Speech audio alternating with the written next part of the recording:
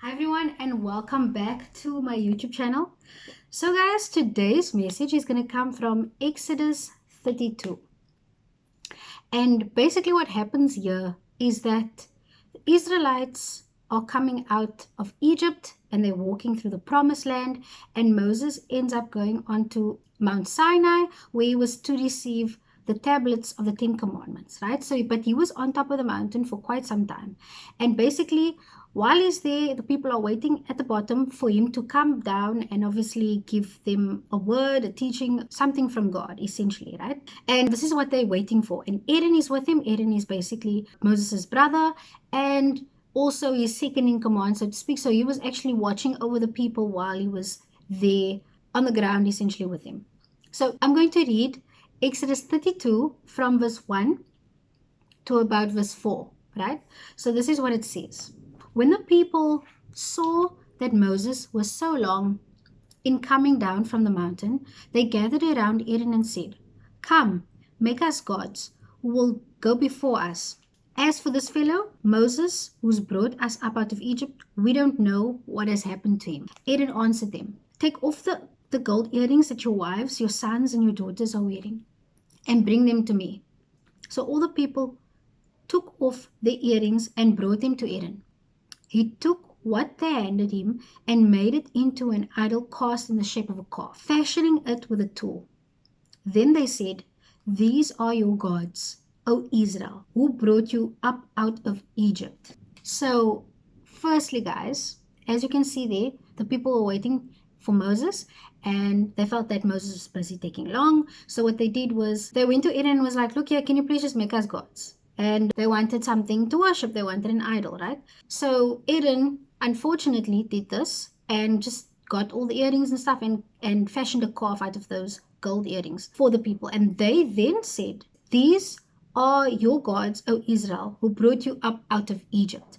And what's interesting about this, firstly, is that they said that these gods are who brought them out of Egypt.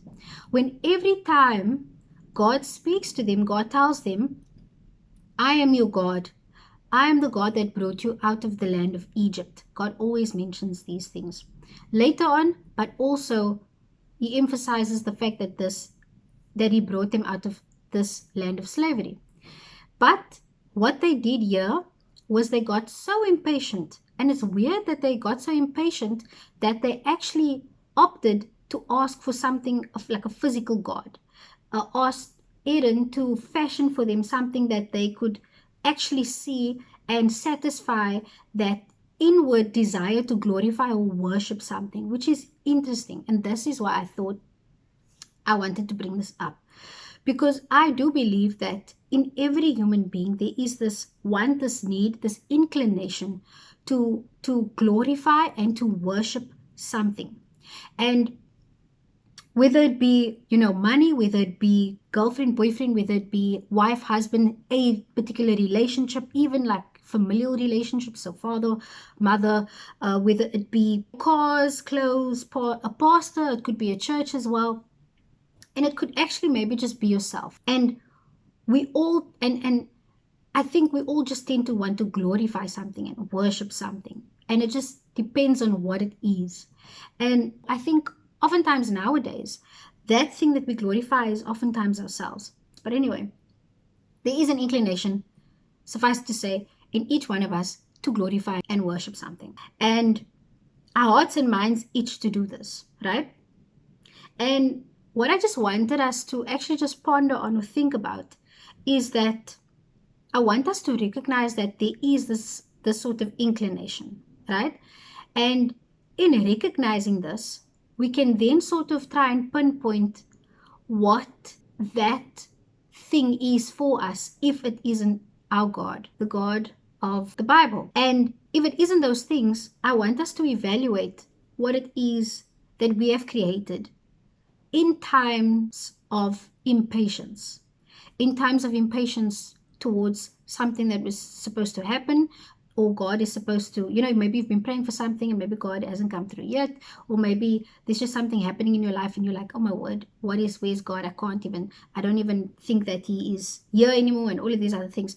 When these things start to happen, when that impatience creeps up, I want us to actually be active and aware, self-aware, to recognize how we address that. And are we moving towards sort of leaning into worshiping something different and glorifying something different, honoring something different outside of the God of the Bible? I want us to look into that.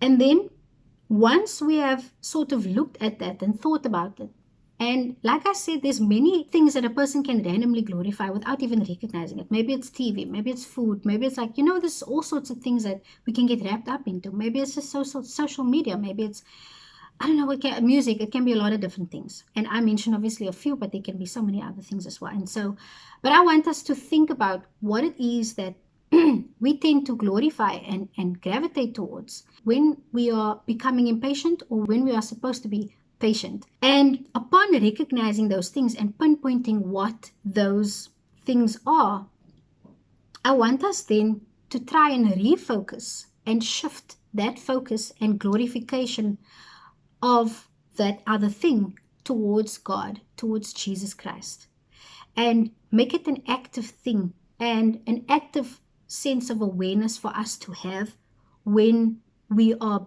becoming impatient or when we are supposed to have patience during a certain time, and not falling into trying to glorify something else. And like I said, it can be a lot of different things. And it's so striking for me that these people wanted something physical, right? They crave for something physical. Now, we are physical beings, and so obviously we need some sort of evidence sometimes for us to feel at ease and satisfied, and that is just the human nature, right?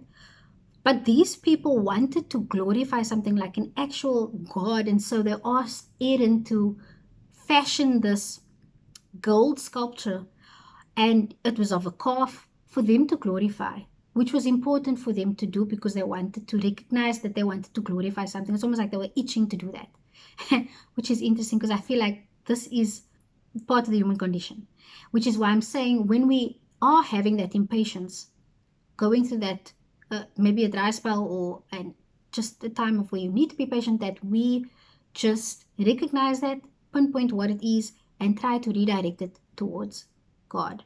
Yeah, man, that's basically it for today. I just wanted to give that short message, and I hope that you guys would be blessed by it, that you think about it, marinate on it, and that it blesses you. And yeah, man, that you have a great day further and a great week further. God bless.